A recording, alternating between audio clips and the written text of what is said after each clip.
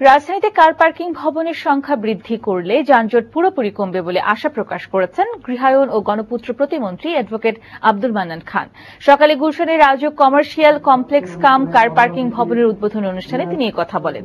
অপরিকল্পিতভাবে ভবন নির্মাণ অব্যাহত থাকলে আগামী 40 বছর পর আর খালি জায়গা পাওয়া যাবে না উল্লেখ করে বলেন, রাজউকের অনুমতি ছাড়া এখন কেউ ভবন নির্মাণ করলে শাস্তি পেতে হবে। সবার সহযোগিতা ছাড়া রাজধানীতে নিরাপদ সড়ক ব্যবস্থা প্রণয়ন সম্ভব নয় বলে জানিয়েছেন ঢাকা মেট্রোপলিটন পুলিশের কমিশনার বেনজির আহমেদ।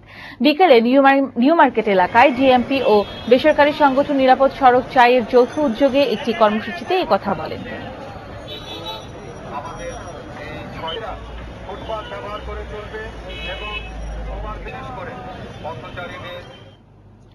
রাজধানীর কামরাঙ্গীর চরের